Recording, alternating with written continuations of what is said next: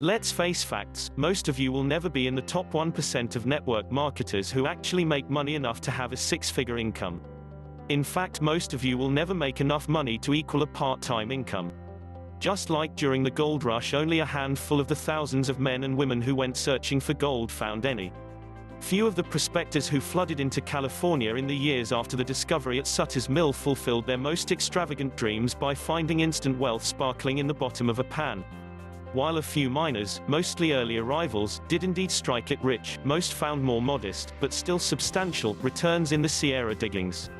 In 1849, miners were able to average $20 a day, an amount unlikely to mint many millionaires but still many times the national average wage. By 1853, when much of the placer gold had already been carted off, miners' average yield had fallen by more than two-thirds, to less than $6 a day. After 1853, placer mining became mostly unviable, so many independent miners actually lost money or signed on as wage laborers in industrial mines. While large quantities of gold continued to be excavated from the Sierra foothills through the 1850s, the profits after 1853 accrued almost entirely to the holders of capital who invested in large-scale mining enterprises.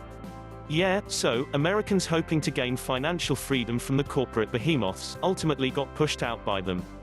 A lot of the greatest beneficiaries of the gold rush weren't miners at all, but rather the super-savvy entrepreneurs who went into business providing the miners with services and supplies.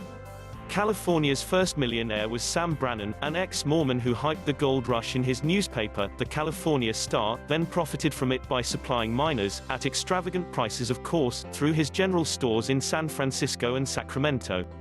For a time, Brannan's sales topped 5,000 buckaroos per day, the equivalent of $125,000 in today's dollars.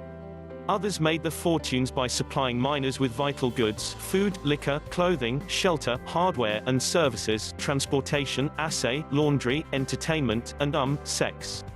Notable among those in the business of mining the miners was Levi Strauss, whose miners' trousers tailored of heavy cotton cloth, with riveted pockets to hold heavy ore without tearing have since become the quintessential American fashion item, and the Big Four, Sacramento merchants Charles Crocker, Mark Hopkins, Collis P. Huntington, and Leland Stanford, who parlayed the capital accumulated in the grocery and hardware stores into a transcontinental railroad empire.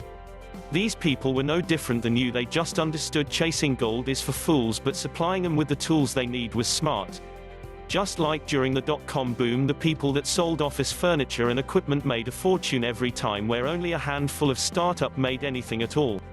A wise person learns from their past and the past of others before them, so why are you still chasing gold instead of collecting money from gold miners? Go to workingwithcarlos.com and start selling the tools that network marketers, e-com wannabes, and businesses need. Stop being a miner and start being a super savvy entrepreneur. Go to workingwithcarlos.com now to get started offering tools everybody needs.